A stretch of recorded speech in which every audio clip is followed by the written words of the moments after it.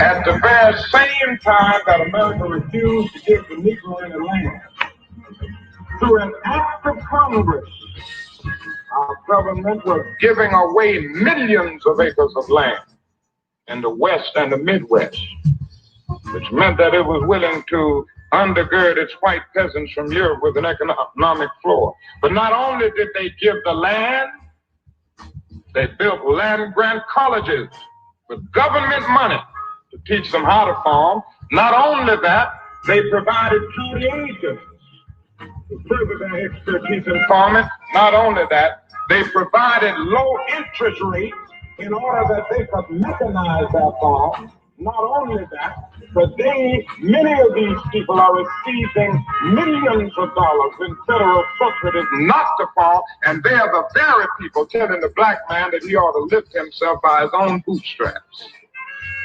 This is what we are faced with, and this is the reality. Now, when we come to Washington in this campaign, we are coming to get our check.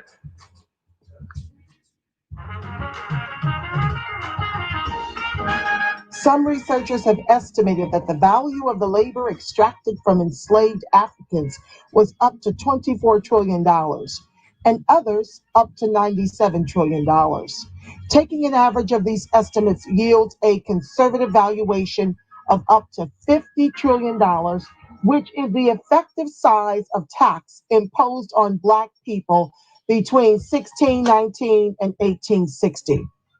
These estimates do not include any costs associated with the unimaginable pain and suffering, such as murder, rape, torture, separation of families, denied entrepreneurial enterprise, denial of education, theft of inventions and intellectual property, denial of freedom and the right to pursue happiness that accompanied the daily life of a slave over the course of 17 generations.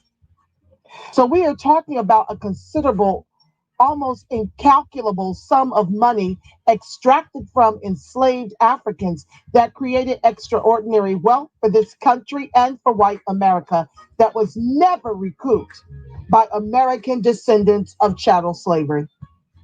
Woo! Good evening on the West Coast. Good evening in the Central. Good evening on the East Coast. You know who it is, family. Your constant reminder, Angela Nirvana, your hostess with the mostest on the Friends of ADOS TV channel, bringing you those ADOS hot topics and making the case for reparations, making the case for weaponizing our vote, and socializing our suffering. Yes, family, there will be casualties. We just won't be the only ones. What's up, Justin Mathis, ADOS New Jersey in the house. Darlene Stewart, I see you, B. Moore. Andrew McLaurin, ADOS Chicago. JoJo, I see you, my diamond buddy. I love you, Black and Strong. Gibson Eugene, what's up, family? Terry Lewis, thank you for joining the live. And for those of you who have yet to type in the chat, where you slinging bricks from for those reparations for the American descendants of chattel slavery? Thank you for joining the live. What's up? ADOS West Virginia in the building. Kimberly Witcher, I see you, fam. Thank you for joining the live. Yes, family, follow in. Woo, I've been taking slings and arrows from people who I love. I don't understand why I'm being called clueless. What is up with this, family? What is up with the hate coming from Nirvana's head from all directions? But you know me, family, I won't give in. I won't give up. I won't give out. You can call me what you want to, but all you are privileged to do is call me Miss Angela Nirvana, because that's who I am, family. Folks don't want you to bring that heat. They don't like when you bring that truth. Folks can't handle it. Even your own fellow American descendant of chattel slavery. They want to take Trump personal. I'm talking about this stimulus today, how the man done vetoed this empty bill. They want to give my people $600 after 6 months of nothing while they line their pockets and that of their friends. And they think Angela Nirvana ain't gonna speak on that. Well, y'all know me. I was born to talk. I'm not playing this nonsense with these people. I don't care you call me elitist. I don't care if you call me clueless. I am here on my square on Fridays at 5 p.m. Pacific and Sundays at 5 p.m. Pacific. Now, when my schedule frees up from some more, I might be able to come to you on a more regular basis. That would be my hope and my prayer. Okay, what is up? Gibson Eugene, my girl, Alexis Cummings. I love her so much. She's always bringing the heat. Kia J, I see you. ADOS, Los Angeles, Las Vegas, in the his house. I love y'all, Black and Strong. Y'all know I was born to talk, and nobody is going to silence this movement happening in me. I don't need permission to move. This ain't a popularity contest, family. I am in the fight. I don't care that I am a unicorn. I will not rest until we're all unicorns. That's my square to the last breath. Go run, tell that. You can't shame me. You can't make illogical shit make sense to me. I'm not for it. And I'm going to say it and speak my mind. I don't care how many times Facebook put me in the jail. It don't matter what you say about me. I'm here for my people. And I know you are too. So let's get into it, folks. His panties are in a bunch over much ado about nothing. Much ado about nothing when it comes to Americans, and even less when it comes to ADOS. You want to take the people from $1,200 one time, okay, 6 months ago, and tell them 600 is sufficient. Okay, so what has been happening in those 6 months? All kinds of living has been happening. Now let me explain. 600 is measly and 2,000 is measly. When you got folks in Canada doing this, let me just share the screen. Let me just share the love.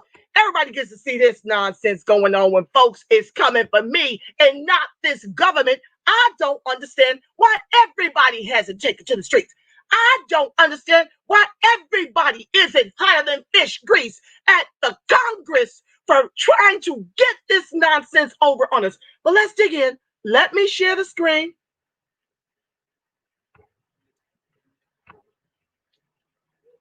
Let me just jump over, make sure y'all see what I'm showing y'all. Canada already paying unemployed citizens $2,000 per month for coronavirus relief. Do y'all see this with me, or am I the only one reading up in this piece? $2,000 a month, but y'all want to just drag Trump for kicks and giggles because y'all don't like the man because he treats racist stuff.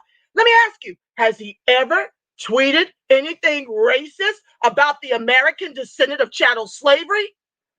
Y'all just look all the way past Biden being the author of the 94 crime bill, segregationist Jim Crow Joe, Sloppy Joe, Strom Thurmond's man.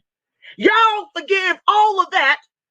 You forgive Cali's top cop, Kamala the chameleon, but you want to drag Trump because he told Congress, he didn't say, I'm not going to pass the goddamn thing.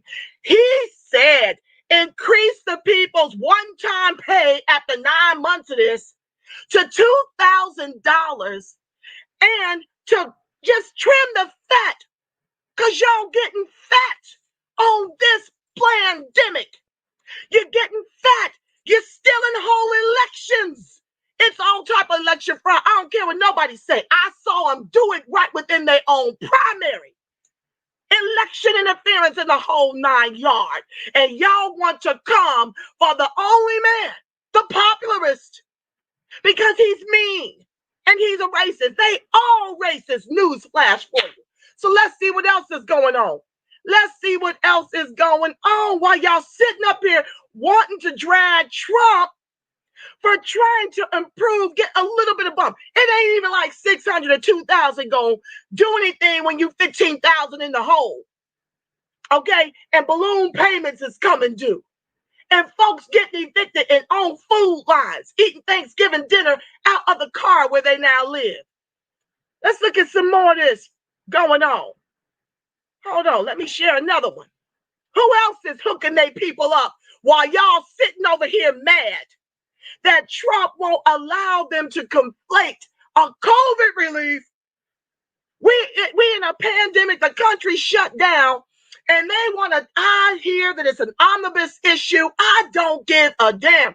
This ain't the time to be hooking up all these countries and all these lobbyists and special interest groups with $703 billion and telling the American people you get $600 and $300 bump on your unemployment when the cost of living is $10,000 a month. Okay, maybe 5. 600 still ain't gonna scratch a dent or make a dent in the debt that people are under in one of the richest and most expensive countries in the free world. Okay, so please miss me with all of that. Let's share another thing. Let's share something else. What are some other countries doing while y'all mad at Trump for vetoing this nonsense? Congress is trying to line the pockets of their people, making sure they're okay at the expense of the American people who drive this country. You drive us out of our jobs. You drive us out of our businesses, and then you want to give somebody $600. Make it make sense. And then y'all want him to pass this and go tell me we can wait on the rest. We cannot wait on the rest. We are at DEFCON 4. We are at George Floyd 846. That's the same nonsense y'all told me about going ahead to vote for Biden and Kamala. Let's get them in, like as if this has worked any time in the past, to give away your vote while demanding nothing in exchange. When I told y'all we needed to weaponize that vote, give them a red top and a blue Congress to protect the over 43% of us who rely on government assistance by design of institutional systemic racism, y'all came for me and went 85% of you to vote for this nonsense. But we're supposed to wait on Congress like we ain't been waiting 9 months for a proper stimulus and a pandemic that's being used for elections and to line the pockets of billionaires. We're supposed to wait. The people can't wait. Our people especially. If you hear white folks crying, you go ahead and 100 trillion times that for black folks. That's what you do. While you're telling me to wait on what? Burn it down to the ground. That's where I stand on that. Burn it to the ground. There will be casualties. We just won't be the only ones. So let me share what other countries are doing. Let me share. You know, since y'all mad at Trump. Yeah.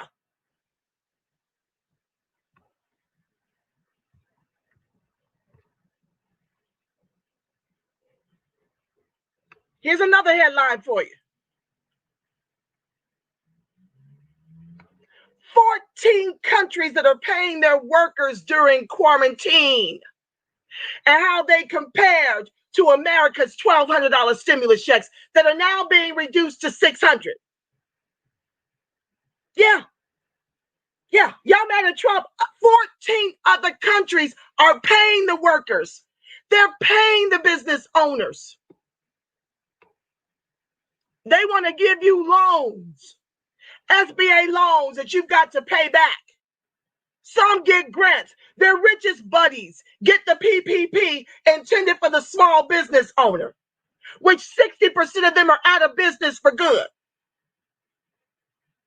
As countries around the world bear the brunt of the coronavirus pandemic, some governments are stepping in with direct assistance, from monthly cash payments to one-time checks. Many countries are putting cash directly in the hands of impacted or self-employed workers. Spain will establish a permanent basic income for lower-income residents. 80 million Americans have already received stimulus checks, and Senate progressives have announced a plan to get Americans $2,000 a month throughout the coronavirus crisis. Did it ever happen? Others like France and Denmark have stepped in to subsidize workers' wages and to prevent layoffs. 60 million laid off in this country and counting. Okay, let's jump to another one that I'm going to share with you.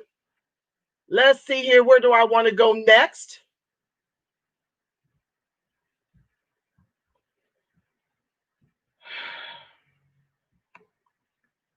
This is in my Facebook. Let me see if y'all can see this. No, you can't see this. You can't see this one, but I'm going to read it to you since you can't see it. Let me go back.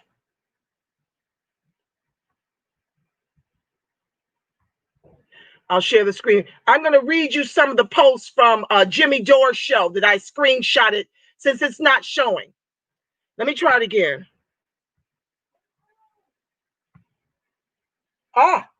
Okay. I might be able to. Let's go here.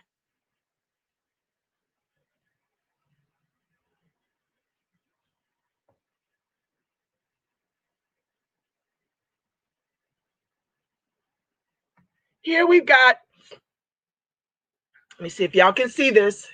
Jimmy Dore. Y'all still can't? Okay, it's too small. It's not showing the bigger image. Okay, well, here I've got, I'll just leave it up while I read it. Hold on. Okay, so here, Jimmy Dore says it's unconscionable outrage over the 3 martini lunch tax deduction in the new coronavirus aid bill. Why do they need a 3 martini lunch tax deduction in a COVID relief bill? Because it's tied to all the federal stuff. And I'm saying untie it and get the people the relief they need. But I'm the one that's clueless. Congress is pillaging the country for the donor class. Here Jimmy is sharing. Where are my glasses? The word missile appears 19 times in the COVID relief bill. Aircraft appears 208 times. Munition, 46 times. Weapons, 46 times. Healthcare, 24 times. Doctor, nurse, 5 times. Mask, 0 times.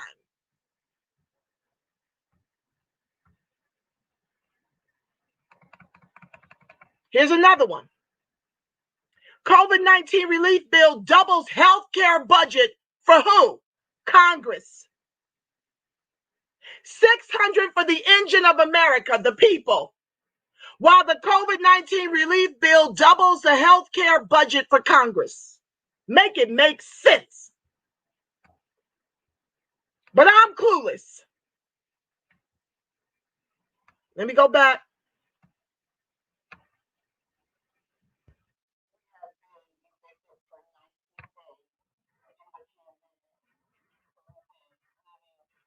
Hold on, I'm going to share this video. Let you feel it from the ADOS.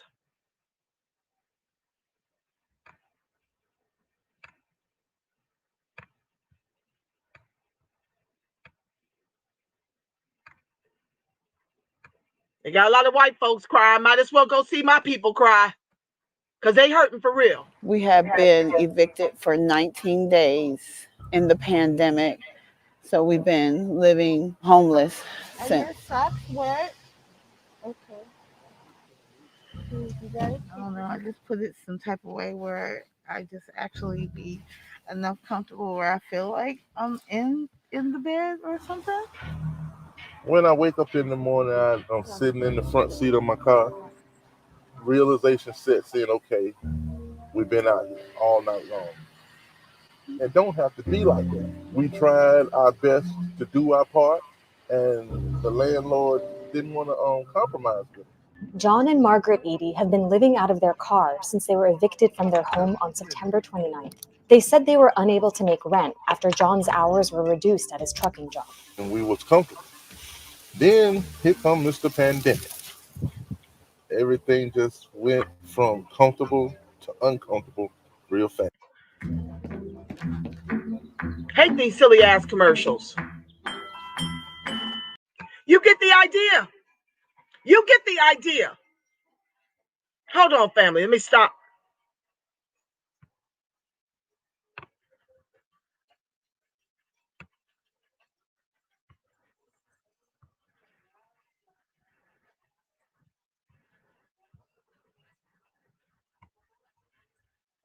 If we could have gave her money, we don't like right now. To the moratorium could be disaster. Governor Jay Inslee banned residential eviction pandemic in early March. But that, along with a federal ban on evictions from the CDC, is set to expire at the end of the year, possibly setting off what some tenant advocates say would be an eviction tsunami. Landlords say they want to avoid that, but they're wondering how to pay their bills, with some tenants thousands of dollars behind on rent. Cities like Seattle have their own eviction bans in place, extending past the end of the pandemic. But for frustrated renters and property owners, that's just a Band-Aid on a major nationwide problem that's growing day by day.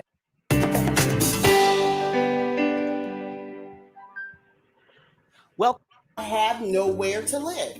We're going to be out homeless. So I did everything that I was supposed to do. I tried to go through the declaration, the CDC moratorium, and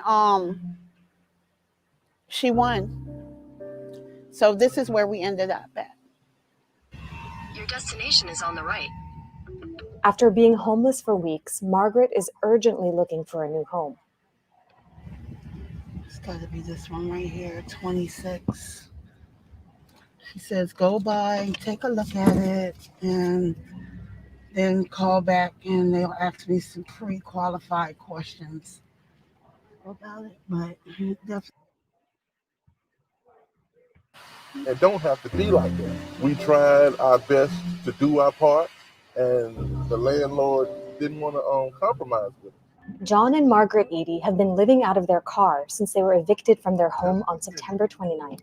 They said they were unable to make rent after John's hours were reduced at his trucking job. And we was comfortable. Then here come Mr. Pandemic. Everything just went from comfortable to uncomfortable real fast. This is me, Margaret Eady, and my husband, John. We're being evicted. We just needed a little bit more time in August, and we could have gave her money. We don't like right now have nowhere to live. We're going to be out homeless. So I did everything that I was supposed to do. I tried to go through the declaration, the CDC moratorium, and she won. So this is where we ended up at. Your destination is on the right. After being homeless for weeks, Margaret is urgently looking for a new home. Okay, so I just want to show you guys, if you think white folks got it bad, you ain't seen nothing till you see the number of ADOS who are already 50% of the homeless families over that now since the COVID. I don't even have an accurate number. I can't get an accurate count on that since the pandemic. And you think $600 is going to be sufficient to keep this from happening? It's not even a Band-Aid, as we are 9 months into this thing here. It's not even a Band-Aid. It's not even a Band-Aid. Let me share some more. I just want you guys to know other countries are doing this and doing it far better than us. And it's tragic for us to be the wealthiest country in the free world, and our people are getting kicked out onto the street and having to live in their cars or wherever they can find a space to squat. And what do you think this does for COVID? But exacerbates the issue.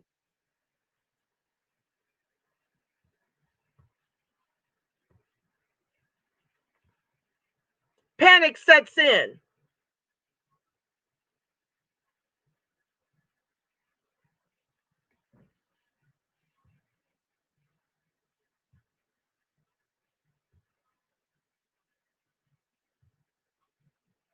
Where is that? Hold on. Oh, that's not it. Panic sets in as 12 million Americans lose unemployment benefits. 2 federal unemployment insurance programs end on Saturday. The federal eviction moratorium is set to expire on New Year's Eve if President Trump does not take action.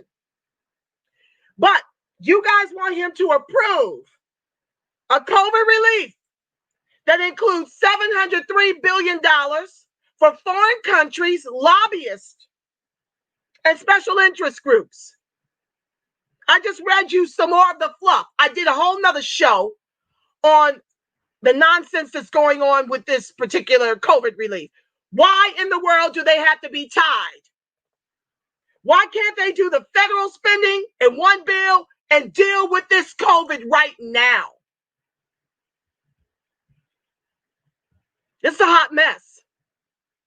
And so, yes, I know we're in dire straits, but that's what they want, is for us to move out of desperation. And it's a desperate situation. But $600 ain't gonna fix it. $2,000 one time ain't gonna fix it. When you owe 6 months of arrears.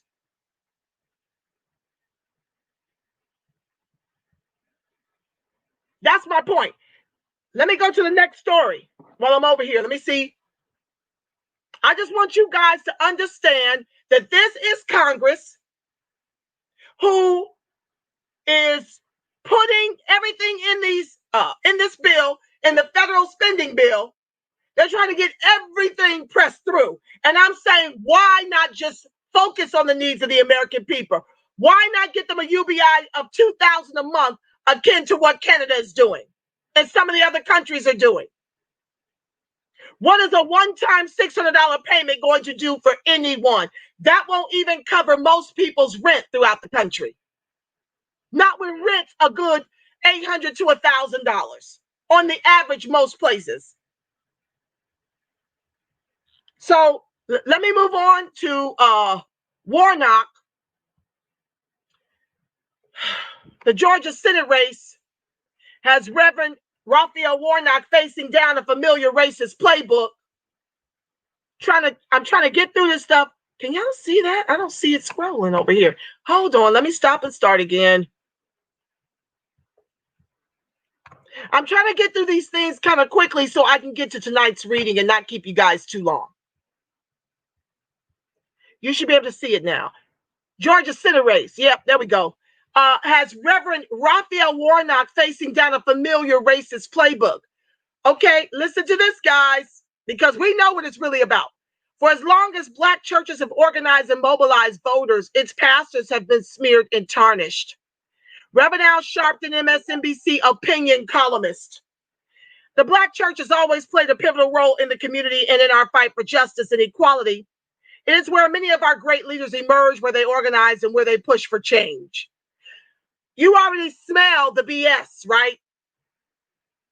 Decades earlier, Adam Clayton Powell Jr. built a powerhouse of mobilization as the pastor of Abyssinia Baptist Church in Harlem, New York. He later went on to become the first African-American to serve on the New York City Council before spending 11 terms in the U.S. House of Representatives fighting to enact programs for the poor and the marginalized. The attacks against Powell are well known, especially within New York's Black community. His critics and enemies painted him as a radical and extremist, a communist, a troublemaker, and an overall threat to society. Today, we are seeing similar refrains against Raphael Warnock, the senior pastor of the historic Ebenezer Baptist Church in Atlanta and the Democratic candidate for one of Georgia's 2 U.S. Senate seats. As the January 5 runoffs approach, and with control of the Senate in the balance, the smears and vitriol against Warnock have only escalated. It's the same playbook we saw against Powell, and the same playbook we see over and over again, racist attacks rooted in nothing but plain old bigotry. Well, that may be true, but let me help you with something. What is also true is that Ebenezer Baptist Church in Atlanta is where MLK Jr. was the pastor. Now, MLK Jr. was executed because within the last 3 years of his life, he was preparing to go to Washington during the People's March to get the reparations check, as you heard at the top of the show.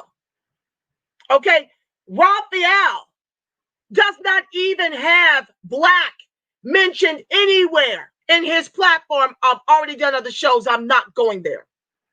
Look it up. Black is not mentioned on his platform, and reparations is not mentioned on his platform, nor any way to close the over 100 trillion egregious racial wealth gap.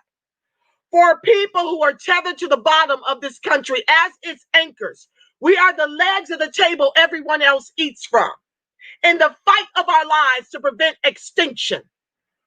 And this dude is spearheading a church where the homeless are sleeping on the church steps when they're not in session.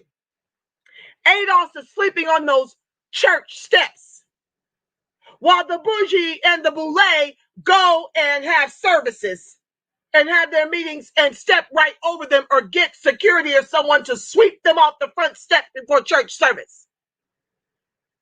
He doesn't mention black. He doesn't mention reparations. And he doesn't mention any other solutions to closing the egregious racial wealth gap. So they put these black faces in place. It doesn't mean the come up for the American descendant of chattel slavery just because they got a black face. You've got to vet everybody's records very closely. He has no political experience. He is another establishment candidate that Stacey Abrams endorsed. We had a reparationist running on the platform, Tamara Johnson-Shealy, a full-chested reparationist with over 106,000 votes and $40,000. Now imagine if we all coalesced around Tamara's campaign, we could have gotten her elected. We could have had a full-chested reparationist in there. And yes, it takes money, but if we all shared about Tamara in the social media spaces as much as we were sharing about Kamala the Chameleon and Jim Crow sloppy Joe Biden, we could have had our very first full-chested reparationist in the Congress.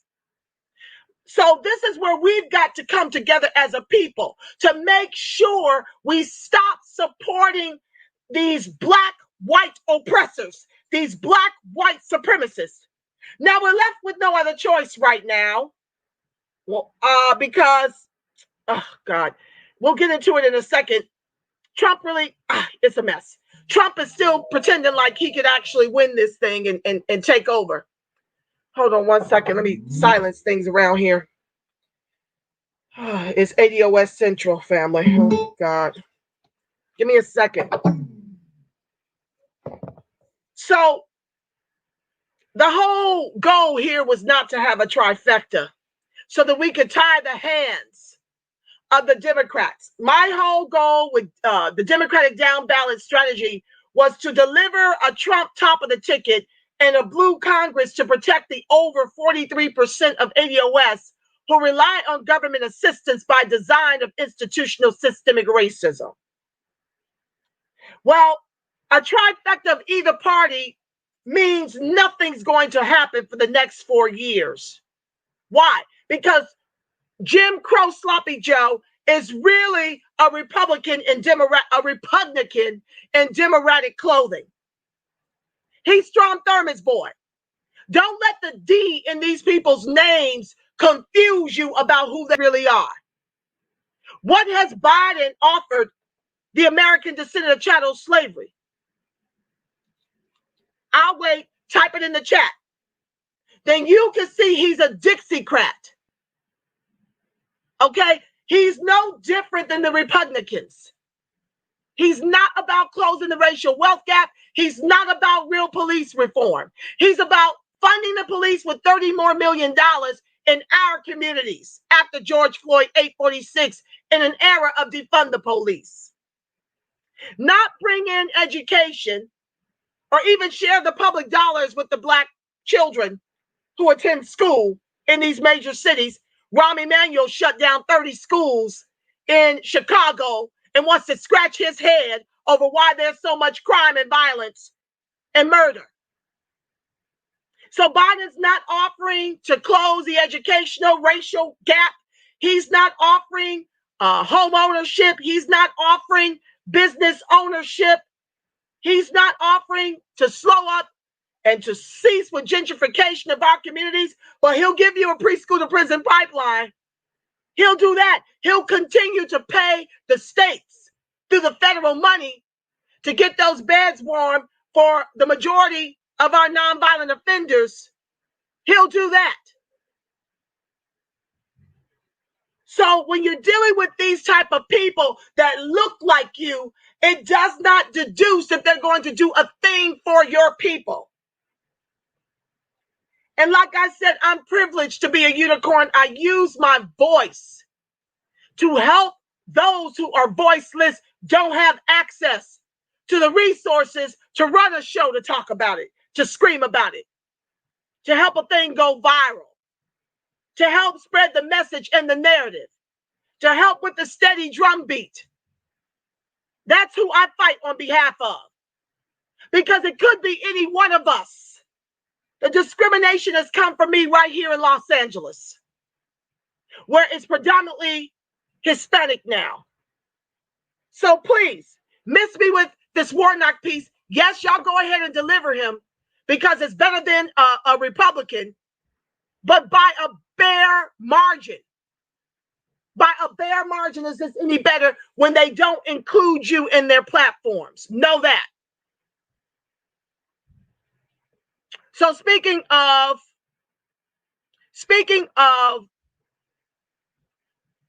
Hispanics,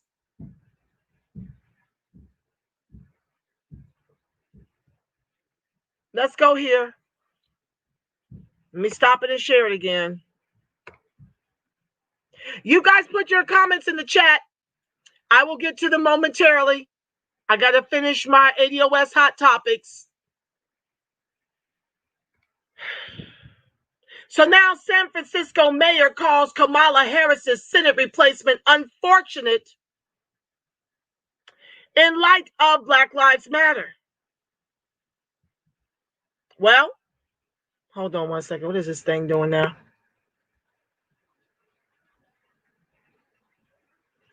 California Secretary of State Alex Padilla's appointment to fill Vice President-elect Kamala Harris's Senate seat has been both praised and criticized for its broader implications about racial representation in politics. While Padilla will be the state's first Latino senator, a milestone for California, where nearly 40% of the state's residents are Latino, his appointment also means there will no longer be any Black women in the Senate. San Francisco Mayor London Breed called the replacement a real blow to the African-American community and an especially unfortunate situation in light of the Black Lives Matter demonstrations that swept the nation this summer.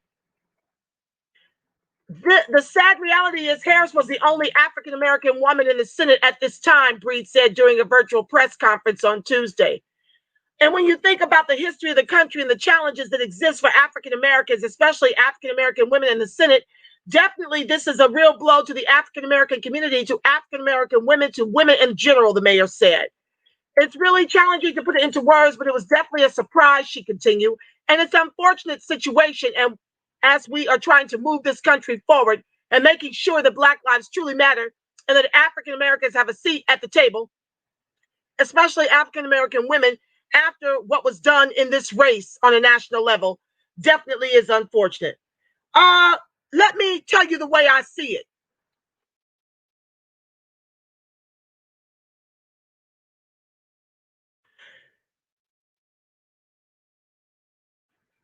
Kamala was Cali's top cop. This is the same woman that wouldn't prosecute Steve Mnuchin, who wrongfully foreclosed on American descendant of chattel slavery homes in the Bay Area. This is the same woman when the governor, she was AG at the time, told her to let the nonviolent offenders free from the prisons. Okay? Let them free from the prisons because they were running out of space to warehouse our men and women in the new slavery. Let the nonviolent offenders go. She told the governor at the time that she can't let them go because she needs them for $1 a day to put out white fires in the hills. This woman descends from East Indian Brahmin caste and Indian Jamaican. There is no part of her that is African American. East Indian Brahmin caste, her middle name is Desi. Desi stands for purebred Indian. That's how I put 2 and 2 together when her father was so jubilant over the fact that he descends from slave owners in Jamaica. I put together that he's not African Jamaican, he's Indian Jamaican. Her middle name is Desi. Look it up. I've already done shows about this. So this is the trick bag they continue to play with these identity politics. Because the woman has the complexion of me, they like to lump it all together like we're missing out on something to not be represented in the Senate. Well, we've got a lot of black folks in the Congress. We're still not making any gains. Someone said earlier that instead of, the CBC Congressional Black Caucus should be renamed Congressional People of Color Caucus. So I'm here to tell you, this is no big whoop. It's more of the same, business as usual. This is more the people of color, browning of America, that Biden told the civil rights leaders, you need to brace yourself for. In other words, these people, the immigrants, will be your next oppressors if we have anything to do with it, since we know our numbers are dwindling and their numbers are growing. Why? Because capitalism needs a bottom caste. They decided it was us and decided they're going to weaponize immigration against us to keep us tethered to the bottom as American descendants of chattel slavery, whose ancestors built all the wealth they eat from with their lives. So they decided who they're going to join forces with. And that's the immigrant. So this London breed, I don't even know if she's American descendant of chattel slavery. I don't know that breed as a slave name, but I don't know every slave master. I don't know every slave owner's name in this country. So I don't want to speak out of turn because I haven't researched that. Okay. But yeah, so that's how I feel about that. Now, let me stop sharing that. I'll be back over here. And I got one more thing to show you.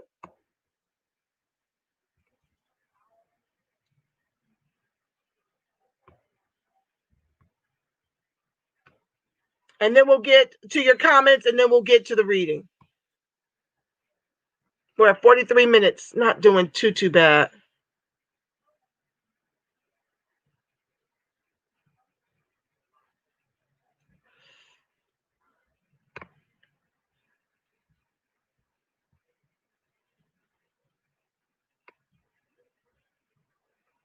Some Republicans.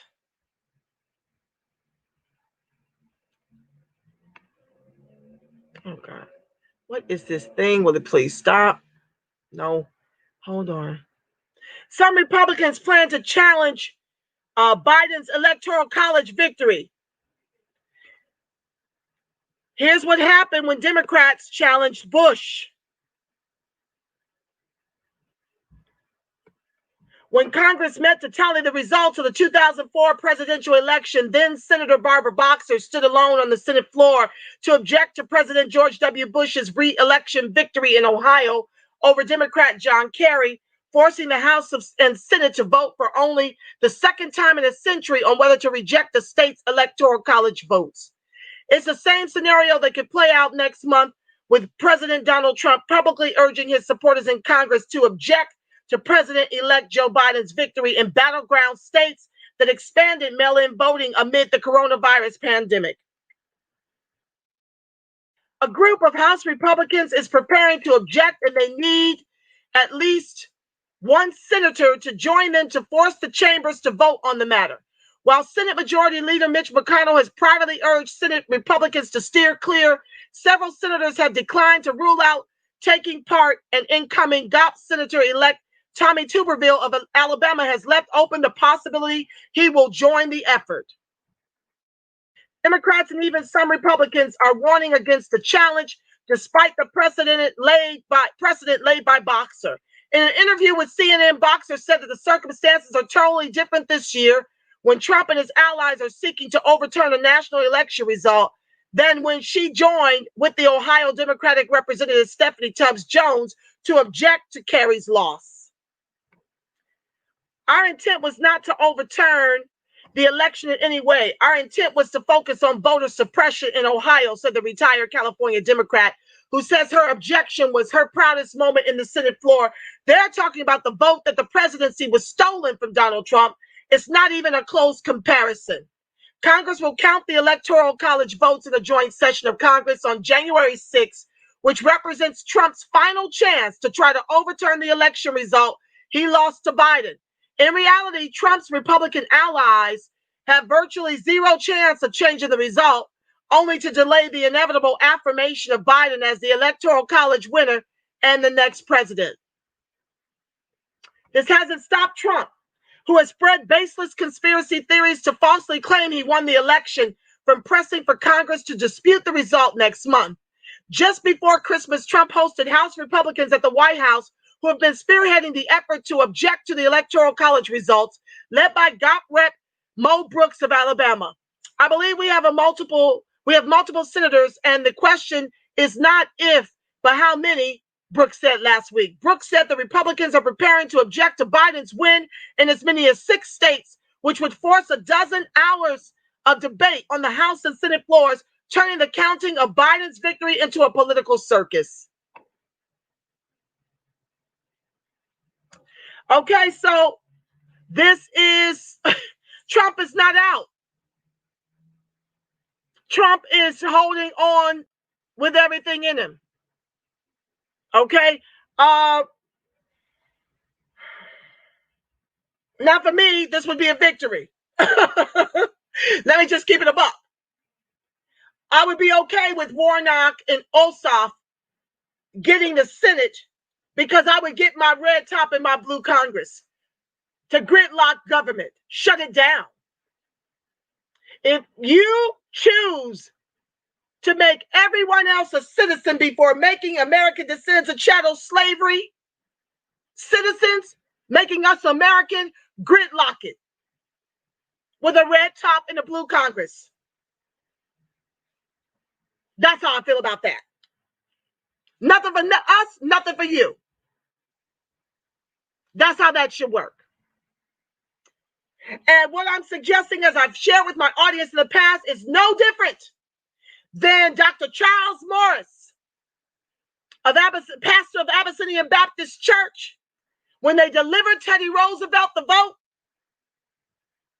and then Teddy Roosevelt turned around and dishonorably discharged 167 Buffalo soldiers. Dr. Charles Morris said, "You shot us when our guns were empty.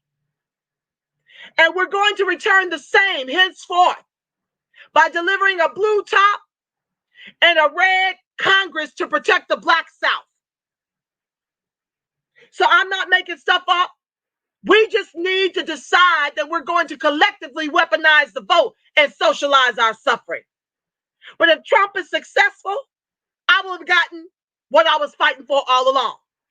That's if Ossoff and Warnock get it. Not that either of them are worthy of it, especially Warnock, to be over at Ebenezer, Dr. Martin Luther King Jr.'s church, who was fighting for reparations and was executed for it, Warnock is not winning. But we must deliver a blue Congress until we can replace them with full-chested reparationists to protect the over 43% of ADOS who rely on government assistance by design of institutional systemic racism. That's the way I see all of it. Anywho, let me stop sharing the screen. Get to your comments. Thank you for watching. Those of you who have joined, welcome, welcome, welcome. It's just me on my soapbox. Let's jump down to the most relevant comments because it would be great to get this show down to 90 minutes. And I still have some reading to do for the black tax. Get your libations. Get your fireplaces going. It's going to be story time in just a few. Let me run through 45 lies. Where was Trump when the negotiations were happening? Okay, I can't read that expletive. Canada's better run than Trump runs America. I want to know which president has run this country favorably for the American descendant of chattel slavery. I'll wait. Tell me specifically what they've done to improve the lot of the very people whose ancestors built all the wealth in this country, all the immigrants and white folks eat from. We're the legs of that table. I'll wait. Drop it in the chat. I'll read it.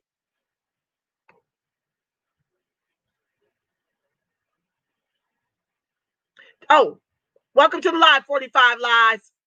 Bobby O, 231. Welcome to the live, my love. DeAndre Blanchard. Yes, Sloppy Joe. Jim Crow, Sloppy Joe. I borrowed Sloppy from Queen Amadou Shakur's show. She's fired. She comes on more than me. Oh, that girl can go. William Pippins. Welcome to the live. Alexis Cummings. Yes, broken politics all day long. So $600 is crumbs while Trump pays $750 in taxes. 45 lies.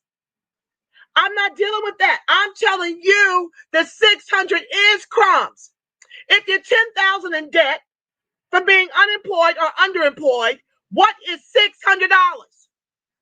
How are you going to go from 1,200 to 600 and folks are already being evicted, living in their cars, driving through food lines, have no health care, dying from COVID? How is that helpful? The man, 2,000 is not even a big whoop.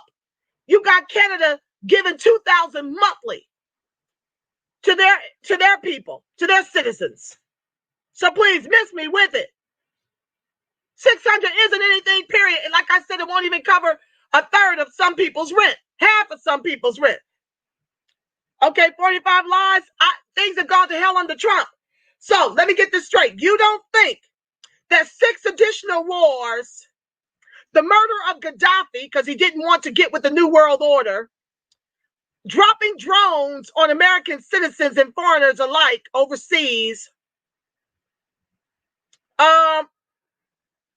creating 1 million. Oh, okay, you did all this in the name of hope and change to bring the troops home, and then received a Nobel Peace Prize. You created 1 million white millionaires during your tenure. Over 43% of American descendants of chattel slavery lost the only wealth they had, their homes. All of this under Obama, the first black president, the first real African, hello Kenya, American, hello white mama, hello Bush Jr.'s cousin, Cheney's cousin, under Obama. That wasn't hell for the American descendants of chattel slavery. We just got to hell with Trump. He's the racist in office for 4 years. Y'all decide to go out here and vote for the racist plural in office a combined 65 years. To replace a racist in office for 4 years that doesn't have a record akin to Kamala and Sloppy Joe, Jim Crow Joe, Strom Thurmond's boy. He don't have that kind of record. But things have just gone to hell. We've been in hell since before we were dragged over here. We were here before we were dragged over here. Owned by the Spaniards first. 13th century. Look it up. So please don't talk to me about the hell that Trump has put us in because y'all mad and upset that he is an overt racist to Kamala and Biden's covert racism. We have the Dalits where Kamala comes from. She is white where she comes from. East Indian Brahmin caste, she's the top of that food chain. The color of white is green. Okay? So please don't talk to me about a hell when 90% of the people on Skid Row are ADOS. Folks that served in this country, sleeping on the streets. They dying like for a day down there. Let me see if I can show that to you. Yeah, since you want to talk about hell. Most democratically run cities are hell for the American descendant of chattel slavery. Let's see here.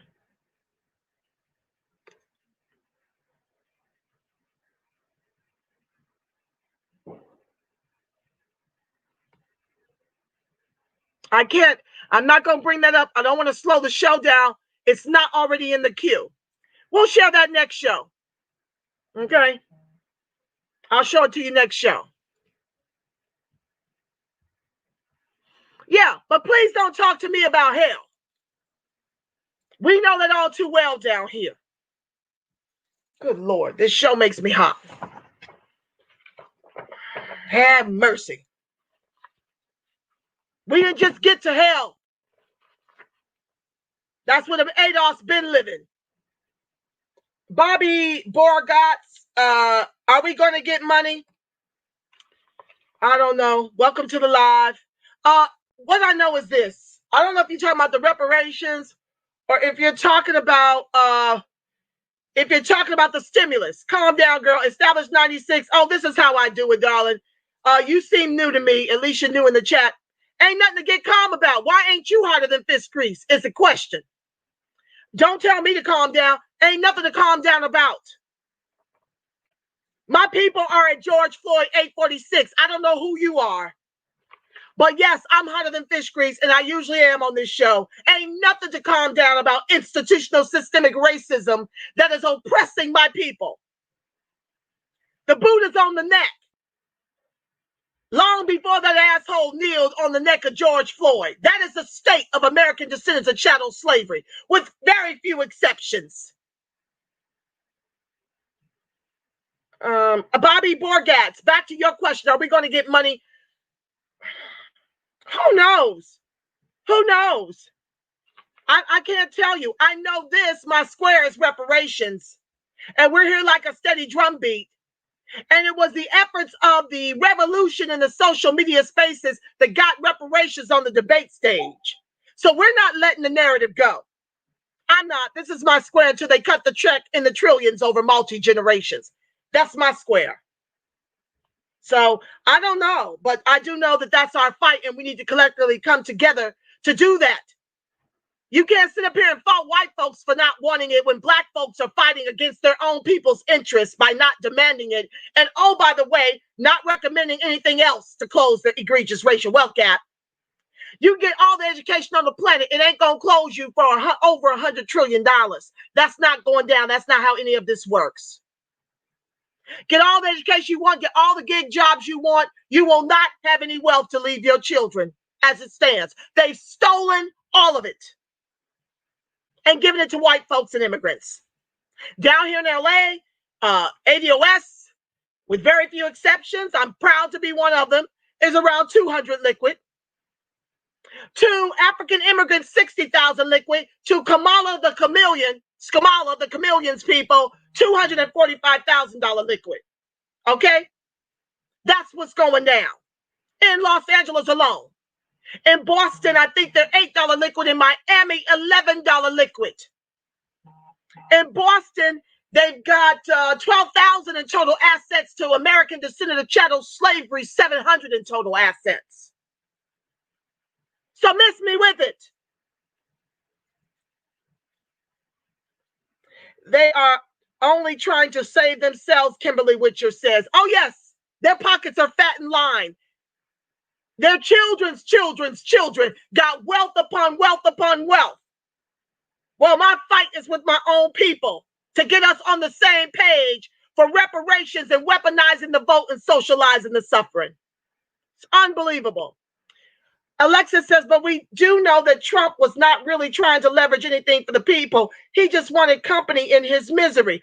Oh, yes, we know Trump is playing games. We know. Let me tell you something. They're all liars. They're all in collusion. They're two fangs of the same snake head. We get it, but what I'm telling you is it doesn't matter. The people can't make it on $600. And perhaps we need to take to the streets and do something different. Okay? We need to do something different. The definition of insanity is to continue to do this same thing and expecting a different result. And Democrats are just as guilty as Republicans for tethering American descendant chattel slavery to the bottom. It's not okay for me that everybody else be on the tit and my people perish. That's not okay. So I will not calm down. If you won't calm, there's other people that do calm. This helps me, according to my doctor, my organs and my blood are functioning 20 years younger than my chronological age. So apparently, getting angry for me gets stuff done. It's effective for me. I'm not holding it in and dying from other health issues. I'm letting it all hang out on my show. This is the Friends of ADOS TV channel, where we can come together in this space and keep it a buck. I don't have to pretend I can take my mask off. This is my family. This is my tribe. So there are the people that are calm and peaceful, because I know that's how y'all like it. That's why y'all voted for the Democrats. Trump is in your face with his BS. But the covert races is how y'all like it. Nice and polite, put everybody to sleep. Pretend like nothing's going on. Pretend your people ain't at George Floyd 846. I know y'all like it that way, because it gives you an excuse to stay on the sidelines and not use your voice. Well, God in me has moved on me to speak about it loud. No different than when Black Jesus went through and upset the money changers. That's what I'm here to do. Okay? 600 is more than zero. Motor City 65, welcome to the live. 600 is more than zero. It might as well be zero if you $10,000 in debt and facing eviction. We need monthly $2,000 like Canada. It ain't nothing. And you can't keep settling for less and less and less and less while the billionaires, how many trillions? The billionaires got $5 trillion. They propped up the stock market. The first stimulus was $2 trillion. Now, that wasn't even all us. That first $2 trillion was not all us. That was $1,200. That was $1,200 stimulus. So if it's $197 billion of the $900 billion on the table right now at $600, let's double that. So a $2.2 trillion last hit. The people got, if we double it, let's round it up, $400 billion out of $2.2 trillion. This time we're supposed to be satisfied with $197 billion. That beats a zero when you're giving foreign governments, lobbyists, and special interest groups $703 billion. And that's okay with you. It's not okay with me. Especially if it isn't in addition to the trillions my people are owed for building all the wealth these Mickey Fickies eat from. No, it's not okay.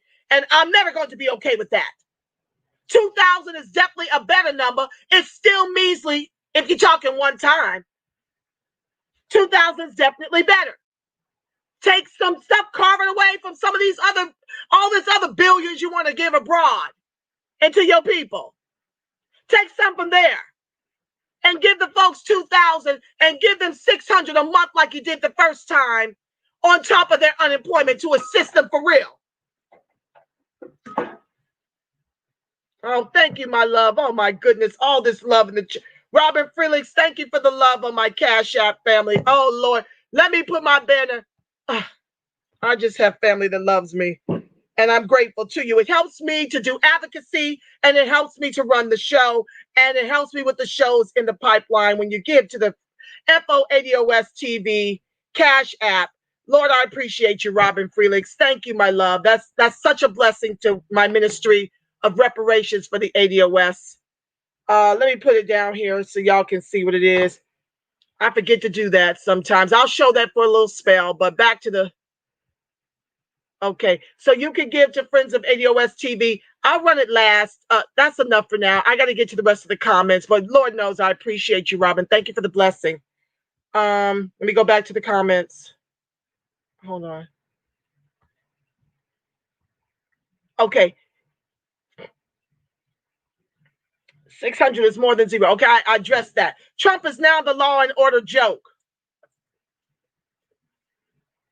I say they're all jokes. If they're not making American descendants of chattel slavery whole, it's all a joke.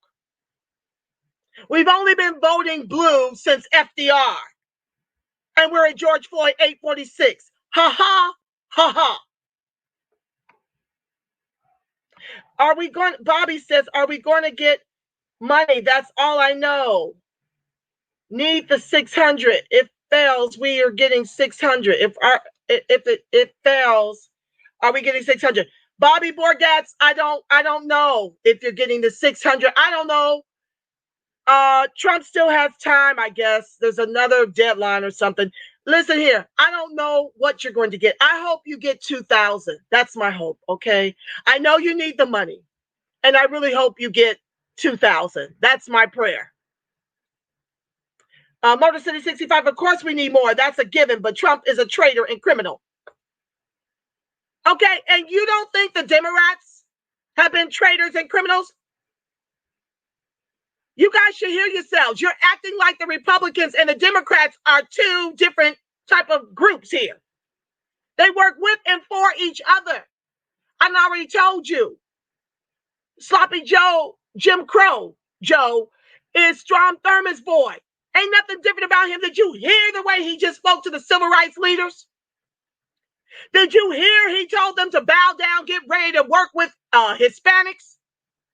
When we descend from the very people who built this country and all the wealth in it with their lives.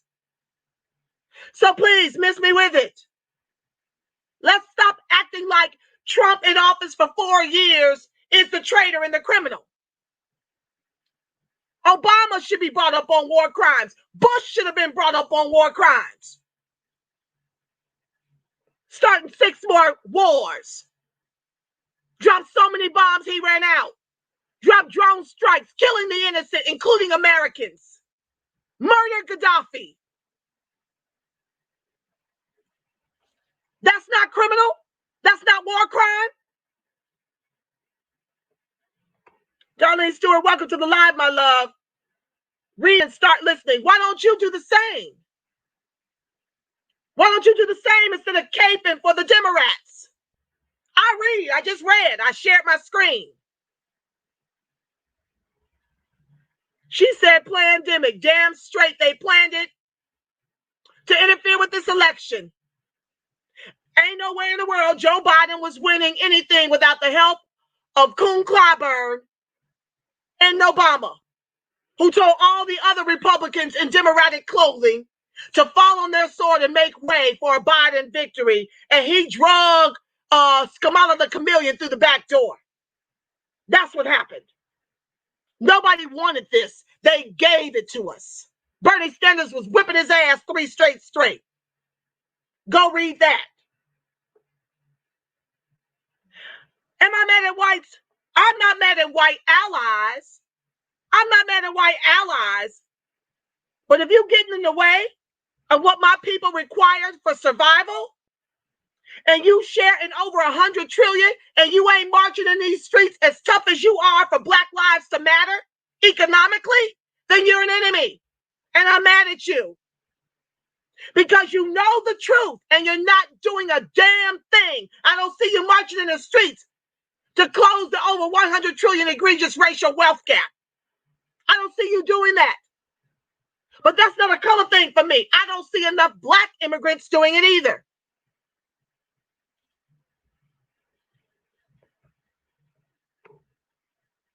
So check yourself. I'm mad at anybody who doesn't demand reparations for the American descendants of chattel slavery while you sit up comfortably in places where the race soldiers don't come and sit on your neck. I'm mad at anybody that ain't as mad at me as me about the conditions of my people whose ancestors built all of it with their lives. Yes, I am. I'm mad y'all won't call out your racist KKK. They're the worst terrorists in this country. And we still don't have an anti-lynching bill. Where are you white folks marching for the anti-lynching bill? Linda Jennings, God bless you for that lovely gift to the friends of ADOS TV. I appreciate you so much, more than I got the words to convey. Thank you for enabling me to speak on it the way your TI is over here. Somebody's got to speak on it. I see y'all ADOS. Y'all always speaking on it. Yeah. Where the white folks at? Since you asking me if I'm mad at white folks, I'm mad at anybody who ain't as mad as me, who ain't as turned up as me, who ain't marching in these streets like me, who ain't supporting the millennials, who ain't supporting new black media, who ain't supporting reparations and building whole platforms behind it. It ain't a color thing. Everybody can get this smoke, okay? Please, don't think it's just you. My own people have gotten my smoke. Ask them. They'll tell you. I take no prisoners. Everybody can get some. Racist Trump wants people from Norway, a socialist country, to come to America, not his colored shit countries. Let me help you with something. I don't want, even immigrants over here don't want more immigration. They understand what immigration is designed to do: suppress the wages and deny black folks jobs. Well, they don't give a damn about the black folks who were denied employment. That's not their monkey nor their circus. I don't see them up in arms and turning away any employment. That's black immigrants included. I see you in there weaponizing your accents and your last names to make sure you get to come up at the expense of ADOS. While you mark off black and African American on entitlements, affirmative action due American descendants of chattel slavery. So I can see it for what it really is. Immigration hurts American descendants of chattel slavery. That's who it hurts. They got us competing with immigrant money coming up in this country, black and brown alike, when they should be competing with white folks. High school dropouts have better gainful employment than college degree American descendants of chattel slavery. Only about 18% of us hold degrees. Because by the time we get to any entitlements, we've either been miseducated in the preschool to prison pipeline, or white women have signed up for the affirmative action, and immigrants next to that, and LGBTQIA next to that. Everybody got a piece of that. The crumbs that are left over, may the chips fall where they may, for any one of us who it was actually intended for can benefit. I don't give a damn about none of the immigration shit. None of it. I am on American descendants of chattel slavery here. That's my square. The rest of y'all got to get off the tit. That's not me. That ain't my show. You want to be held on the breast and get nursed. There are people that can massage you and make you feel okay about this. I'm not okay. Mitch says giving out money is socialism. I don't give a damn what you call it when you are participating in Congress that keeps us oppressed. A government that has oppressed us. We already went through that book. Okay? Cover to cover. We talked about the presidents. Every last one of them who have been instrumental in tethering us to the bottom. So I don't care what Mitch says about, I don't care what you call it. Cut the check in the trillions over multi-generations. That's where I live. That's my address. Yeah, the country is pathetic. Libertarians and such don't want to give anyone anything. 45 lies. Listen, I don't care what they don't want to do. Politicians respond to pressure, not applause. We don't just get to sit up in our luxury and not concern ourselves about the rest. This is collective upliftment. I've been on this since I was knee-high to a gatepost. That's what my daddy taught me. Care about your people. Love your people, feed your people, house your people, clothe your people. Because he knew back when I was a little girl, this is all here by design of institutional systemic racism. We're about to get into story time. You're going to hear more of the puckery. And the ticker on the money just keeps adding up with each page I read.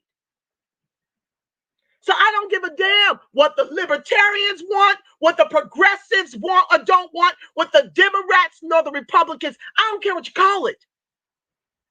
I'm on my square. Find yours and get in the fight or get out the way. The wealthiest Americans have increased their wealth by $1 trillion over the course of the pandemic alone. She's right, Miss Alexis Cummings. She's absolutely right. I got to show that one. J. Earl Robinson, what's up, my family? Welcome to the live. ADOS Nashville in the building. Debonair 1, I see you, my love. Welcome to the live. Malcolm Farley, Trump just signed the bill, $600 now, and made an agreement with Mitch to bring $2,000 to Senate floor for a vote. Okay, so my love that was crying for the money, there you go, Bobby.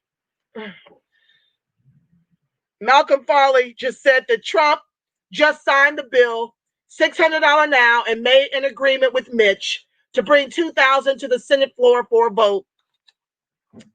I have not, that's breaking news over the Friends of ADOS TV channel. Thank you, Malcolm Farley. I've not vetted that information, so I can't support or deny that that's actually happening, but I'm grateful if it is. If we can still bring more money, they need to be talking about something monthly, and they need Medicare for all. Thank you for sharing.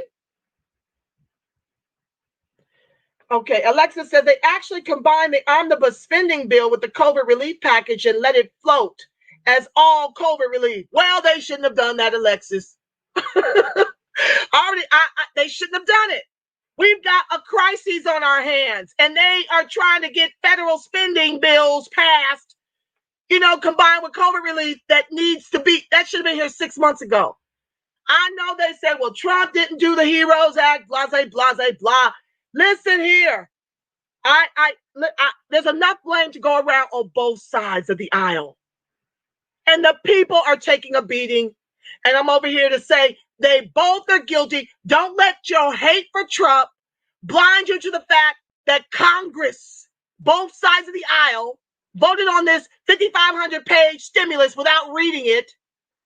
And there's $703 billion set aside for foreign countries, lobbyists, and special interest groups, as compared to $197 trillion for the American people. We're included in that still, I do believe. Debonair 1, COVID-19 has accelerated ADOS descent. Forget that black wealth at 2053. Try 2021. Try right now today, my love. I don't know anybody with wealth to pass to their children right now. Right now. I've never known it. So we never had to wait to 2053. You're absolutely right about that. DeAndre Blanchard, that was a mistake by doing that. They should have kept the bill separate. That's my argument. Ain't no way in the world this should be tied to some federal spending bill. Call it something else. You can put a man on the moon, but you can't separate COVID relief. Got the American country up in arms. It ain't just ADOS. The government must feel the wrath of the American people. Oh, America's hot. It ain't just American descendant of chattel slavery. But I'm just saying, when white folks catch a cold, when immigrants catch a cold, American descendant of chattel slavery catch COVID. $600 is like giving a whale a Tic Tac. Exactly my point, Brian C. Johnson. Welcome to the live. Jamal Woods, welcome to the live. Thank you for keeping it real. You know me. Folks don't like it, but they got to live with it. This is who I am. Good night, everyone. I'm just praying. I've been homeless, and I know what it's like. Living out of your car is uncomfortable. Kimberly Witcher, I'm going to pray with you, my love. I'm praying with you. I pray that never, ever visits you again. And as long as I got breath in my body, I will fight to ensure you get your check. Okay? They're going to have to deal with my mouth I'm taking my show on the road. National and internationally, I will be speaking on reparations. Thank you for those of you who support me in those efforts. But that is the goal, to get everybody comfortable with the idea. I'm not understanding why we need America's permission for something the government did to us. Nobody asked my permission to give $12 million to the Jewish Holocaust, to give $233 million all the way up and through 2013 to the Jews. Nobody asked me about that. Nobody asked me about the reparations that they gave away to the Indians. Nobody asked me about the reparations they gave to the Japanese. I don't know why I need everybody's permission, but I'm working all of it. I'm even working in Africa to get the reparations. Oh, yes, I am. More later. I can't really talk on that right now. I can't really speak on it, but I'm fighting in Africa for our reparations. Yes, I am. I'll probably get those checks before I get these over here. Anywho, let me move on. I'm about to go spill the tea, and I'm not trying to do that tea right now. Debonair 1, this is exactly what we want.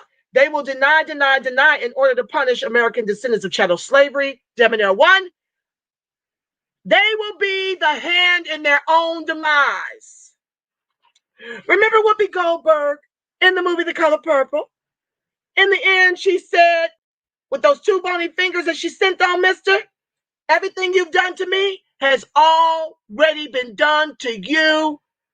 The money is fighting at the top. So we just have to keep leaning in, my love. They're imploding. The country is imploding. Oh, yes, it is. They're fighting at the top, having a pissing match over their greed and their self-interest at the expense of the very people whose ancestors built it all with their lives. It will not prevail. It will not prevail. We in social media now. They can't shut us down but so much. Yeah, we got voices now all over the globe. We talking on it. Wilfred McLeod, thank you for joining the live. They're giving money to foreign aid. It's ridiculous. Yeah, at a time when we need it the most. I don't see Canada giving money to Americans. Not that we're giving money to Canada. I'm saying I don't see these foreign countries, the 14 that are doing things for their people. I don't see anywhere in their stimulus that they feel the need to do anything for American descendants of chattel slavery and Americans at large. I don't see anywhere, any other country factoring us in. But once again, it's the omnibus, like Alexis explained. They're combining the federal spending with the COVID and calling it all COVID relief. That's a problem. They need not do that. Kimberly Witcher says, I'm pissed too. Why are you helping other countries when we need help? It makes no sense. Oh, yeah, but they tell us we don't have money for your reparations. 2.2 trillion, 5 trillion is 7.2 trillion, another 900 billion, 703 billion of which are going to other countries. I don't even know what portion of the 2.2 trillion went. We already calculated that we got about 400 billion from that the first time. But there's no money to give you the reparations you're owed in the trillions over multi-generations. Miss me with it, okay? Wilfer says they're giving money to organizations to help with rent and mortgage, but even that comes with a cap at a certain number, so there won't be enough to help people. Absolutely, they're going to cap these kinds of things, and they're going to hide it so you don't know about it. So I'm doing a whole show on where we can find the goodies. That's coming up next. As soon as I get a confirmation that it's been signed, I'm going to let y'all know where to go to get all your goodies, okay? So please, that show is coming, because oftentimes we don't know until it's all gone, or they line their own pockets with whatever's left over. They got money. J. Earl Robinson, welcome to the live, my love. They got money for everyone else but ADOS. $700 billion to everyone else, but no reparations for ADOS. That's what I just said. The same thing, my brother. Yeah. They're going to tell you we don't have money for that. But as soon as they construct and organize a pandemic to push vaccines on American descendant of chattel slavery, when 56% of the deaths are white, 56% of the COVID deaths are white. When I did the math last, we were 0.001% of the deaths. But we're supposed to go to the front of the lines for the COVID vax. Really? Why not the white folks? And whatever happened to Tiffany Dover?